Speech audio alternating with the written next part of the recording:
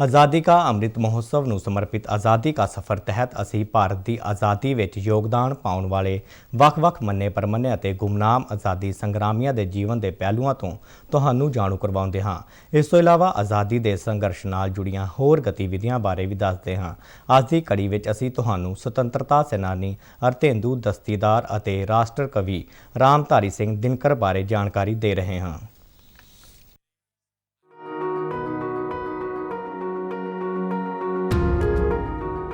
ਅੱਜ ਦੀ ਕੜੀ ਵਿੱਚ ਅਸੀਂ ਮਹਾਨ ਕ੍ਰਾਂਤੀਕਾਰੀ ਸੁਤੰਤਰਤਾ ਸੈਨਾਨੀ ਅਰਤੇਂਦੂ ਦਸਤੀਦਾਰ ਨੂੰ ਉਹਨਾਂ ਦੀ ਬਰਸੀ ਤੇ ਸ਼ਰਧਾਂਜਲੀ ਭੇਂਟ ਕਰ ਰਹੇ ਹਾਂ।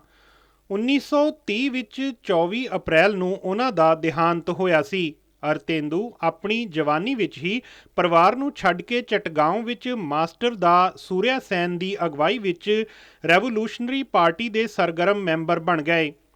ਚਟਗਾਂਵ ਹਥਿਆਰਾਂ ਦੇ ਭੰਡਾਰ ਤੇ ਹਮਲੇ ਤੋਂ ਕੁਝ ਹਫ਼ਤੇ ਪਹਿਲਾਂ ਉਹ ਇੱਕ ਉੱਚ ਸ਼ਕਤੀ ਦਾ ਬੰਬ ਬਣਾਉਣ ਵਿੱਚ ਕੰਮ ਆਉਣ ਵਾਲੇ ਪਿਕਰਿਕ ਐਸਿਡ ਪਾਊਡਰ ਕਾਰਨ ਹੋਏ ਇੱਕ ਹਾਦਸੇ ਵਿੱਚ ਗੰਭੀਰ ਰੂਪ ਵਿੱਚ ਝੁਲਸ ਗਏ ਸਨ।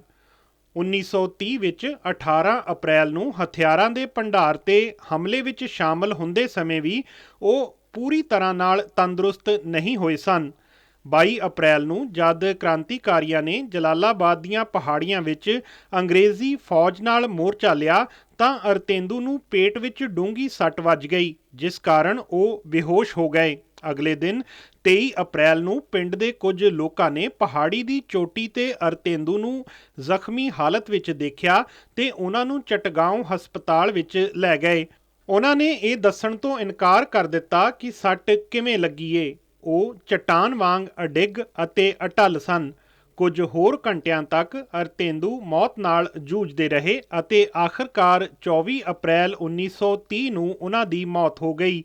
ਸਵਦੇਸ਼ ਦੀ ਮਿੱਟੀ ਦੇ ਇਸ ਮਹਾਨ ਸਪੂਤ ਨੂੰ ਸਾਡਾ ਨਮਨ।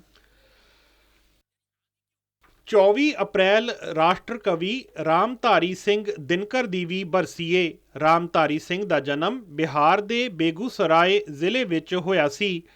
1929 ਵਿੱਚ ਜਦ ਉਹਨਾਂ ਨੂੰ ਪਟਨਾ ਕਾਲਜ ਵਿੱਚ ਦਾਖਲਾ ਮਿਲਿਆ ਤਾਂ ਉਹ ਦੇਸ਼ ਵਿੱਚ ਆ ਰਹੇ ਬਦਲਾਵਾਂ ਨਾਲ ਸਰਗਰਮੀ ਨਾਲ ਜੁੜਦੇ ਚਲੇ ਗਏ।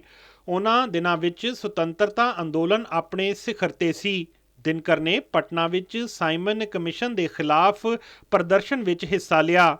ਅੰਗਰੇਜ਼ ਪ੍ਰਸ਼ਾਸਨ ਦੇ ਲਾਠੀਚਾਰਜ ਵਿੱਚ ਲਾਲਾ ਲਾਜਪਤ ਰਾਏ ਦੀ ਮੌਤ ਨੇ ਦਿਨਕਰ ਨੂੰ ਗੁੱਸੇ ਵਿੱਚ ਭਰ ਦਿੱਤਾ। ਲਗਭਗ ਇਸੇ ਸਮੇਂ ਰਾਮਧਾਰੀ ਸਿੰਘ ਦਿਨਕਰ ਨੇ ਦੇਸ਼ ਭਗਤੀ ਦੀਆਂ ਕਵਿਤਾਵਾਂ ਲਿਖਣੀਆਂ ਸ਼ੁਰੂ ਕਰ ਦਿੱਤੀਆਂ। ਸਰਦਾਰ ਪਟੇਲ ਵੱਲੋਂ ਕਿਸਾਨ ਸੱਤਿਆਗ੍ਰਹਿ ਦੀ ਅਗਵਾਈ ਦੀ ਤਾਰੀਫ ਅਤੇ ਮਾਣ ਇੱਜ਼ਤ ਵਿੱਚ ਵਿਜੇ ਸੰਦੇਸ਼ ਸਰਲੇਖ ਨਾਲ ਕਵਿਤਾ ਲਿਖੀ ਸੀ। ਇਹ ਸੱਤਿਆਗ੍ਰਹਿ ਬਾਰਦੌਲੀ ਸੱਤਿਆਗ੍ਰਹਿ ਦੇ ਨਾਮ ਨਾਲ ਜਾਣਿਆ ਜਾਂਦਾ ਸੀ। ਸਰਕਾਰ ਦੇ ਗੁੱਸੇ ਤੋਂ ਬਚਣ ਲਈ ਕੁਝ ਸਮੇਂ ਲਈ ਦਿਨਕਰ ਦੀਆਂ ਕਵਿਤਾਵਾਂ ਅਮਿਤਾਭ ਦੇ ਫਰਜ਼ੀ ਨਾਮ ਨਾਲ ਲਿਖੀਆਂ ਗਈਆਂ। 14 ਦਸੰਬਰ 1928 ਨੂੰ ਜਤਿਨ ਦਾਸ ਦੀ ਸ਼ਹਾਦਤ ਤੇ ਉਹਨਾਂ ਦੀ ਕਵਿਤਾ ਪ੍ਰਕਾਸ਼ਿਤ ਹੋਈ।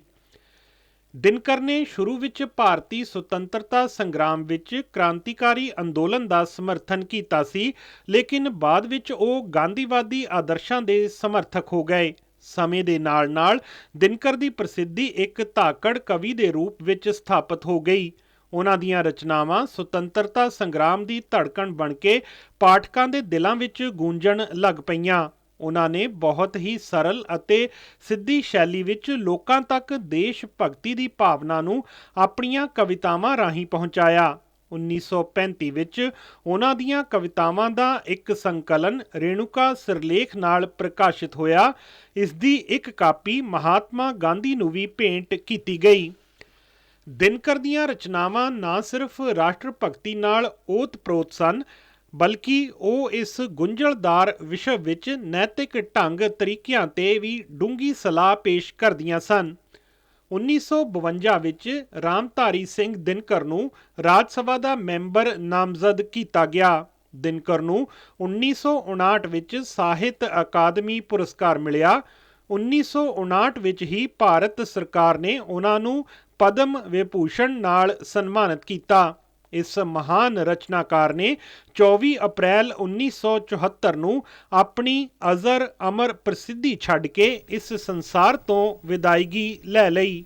ਇਸ ਮਹਾਨ ਰਾਸ਼ਟਰਵਾਦੀ ਪ੍ਰਤਿਭਾ ਰਾਮਧਾਰੀ ਸਿੰਘ ਦਿਨਕਰ ਨੂੰ ਸਾਡਾ ਕੋਟ ਕੋਟ ਨਮਨ।